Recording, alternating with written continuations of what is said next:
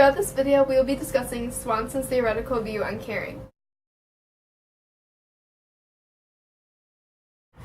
Patient is Meghan Smith. She is 52 years old. She suffered a stroke 2 weeks ago, which resulted in paralysis on the right side of her body. All right, sounds good?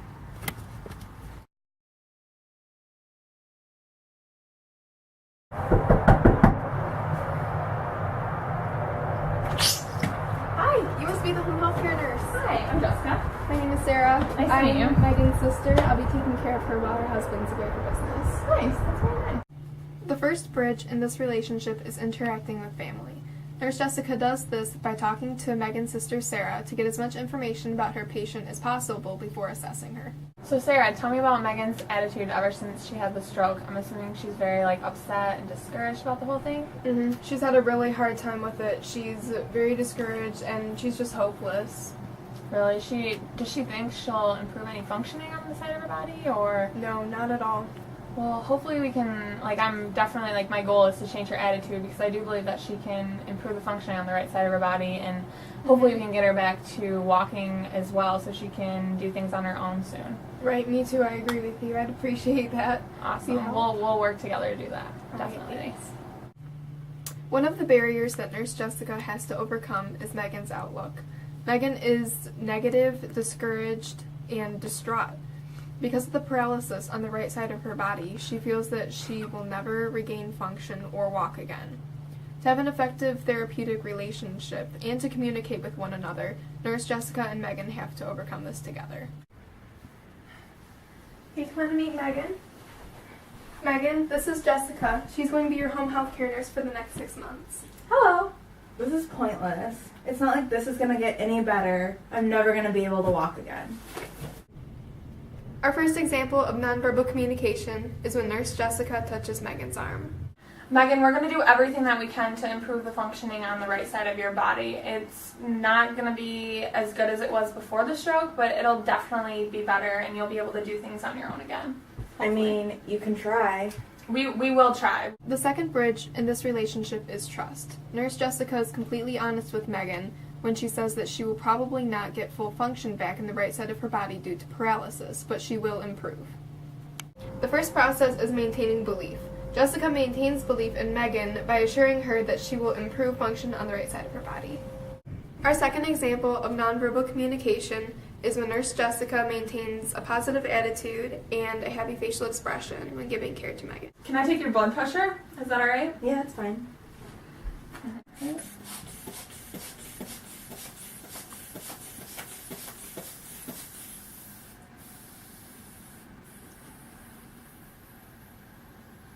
Alright. 105/70.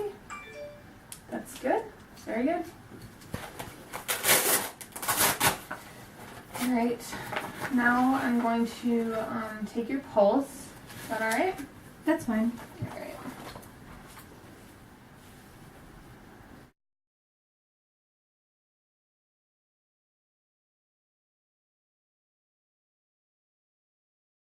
Our first example of verbal communication is when Nurse Jessica uses medical jargon to explain atrophy to Meghan. Meghan doesn't understand, and Nurse Jessica continues to explain by simplifying its meaning. Alright, Meghan, now we're going to do some range of motion on your weak side that you suffered paralysis from your stroke to keep your muscles active so that you don't have muscle atrophy. What the heck does atrophy mean? It's when you don't use your muscles, and so they're not active, and so then they can become really weak, and they can curl up, your arm can curl up. So we just want to keep your muscles strong and active so that when you do start to be able to use your arm again, then your muscles won't be weak. Okay. Our second example of verbal communication is when Nurse Jessica describes the range of motion procedure for Meghan. The second barrier is mistrust. Meghan's sister Sarah asks Nurse Jessica if the range of motion exercises will hurt Meghan. Nurse Jessica says no. A few seconds later, Meghan cries out in pain. Sarah feels deceived because she thinks that Nurse Jessica has lied to her when in fact she just gave an inadequate answer. Hey Sarah, do you think you could come in here, please? Sure. What's up? I'm going to do range of motion, which is just stretching out her muscles. I'm going to do it on her weak side, and I just wanted you to watch so then you can do it in the future. Okay. Alright, so we're going to start with your shoulder. We'll move down to your elbow, your wrist, your hip, your knee, and then we'll finish with your feet. Okay. Alright, so you're going to stretch each body part 3 times. And you just want to get you want to go all the way that you can because you want to maximize it. Alright, any pain yet? No. Alright, just let me know though. Do you have any questions, Sarah? Are you sure this isn't hurting her? No, it shouldn't. And I mean, she'll let me know, but yeah. Ow! I thought this wasn't gonna hurt her. It might, but then she'll let me know if it's gonna hurt her. I gotta like try and stretch it as much as I can each body part because we want to keep those muscles active, but that's why I want her to let me know if there's pain. That's why I'm gonna continually ask, if she's having any pain. I'm not meaning to hurt her by any means. Okay? Alright, now we're going to move down to your legs. We'll do your hip and your knee, and we'll just stretch it out. Still let me know if there's any pain. I will. Good. Alright. And then we'll do your feet. Stretch it as much as we can, because we're not getting much activity on this side. Alright, and that's it. Do you want to try, Sarah? Yeah, definitely. Great. Okay, so I take her arm like this. Yes, and it's just slow motions and fully extend it. How far? Just, whatever feels comfortable, and she'll let you know when you're going too far if there's any pain, and just keep asking her, do you have any pain? So. Is there any pain? No. Just 3 times, right? Mm-hmm. Okay. The second process is doing for. Nurse Jessica does the range of motion exercises for Meghan because she has paralysis on the right side of her body. The third process is knowing your patient. Nurse Jessica displays this by showing empathy to Meghan and understanding that some of the processes during therapy will be difficult for her, such as holding the sock and squeezing it with her right arm, which has paralysis in it. But Nurse Jessica also encourages Meghan and knows that she can do that. Okay, Meghan, now I'm going to try and have you squeeze the sock with your right hand. I know it's going to be hard and you're going to have to put a lot of effort into it, but I really think you can do it. So just have us try it for me.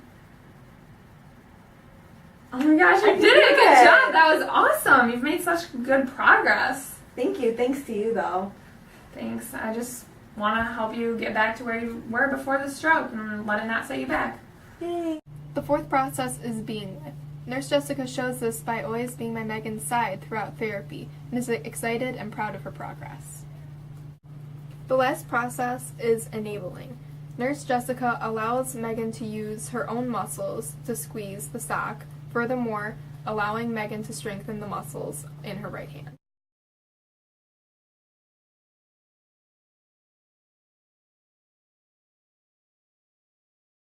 It was a pleasure working with both of you. Meghan, I'll be back in about a month to check on things, and hopefully your therapy, they'll be able to get you walking with a walker by the time I'm back to see you. Okay.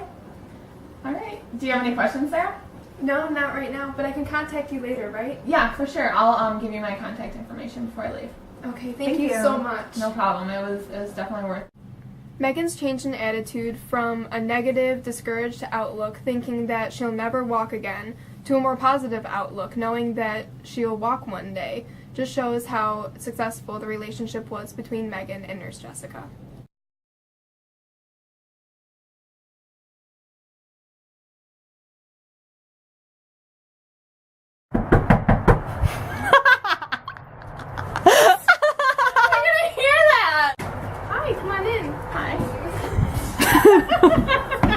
Sarah!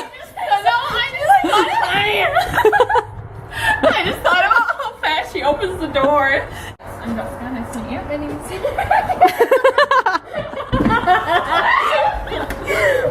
Okay. I started laughing too, and then I held it in. Okay. I'm Jessica. Nice to meet you. My name's Sarah. I'm Meghan's. Hi.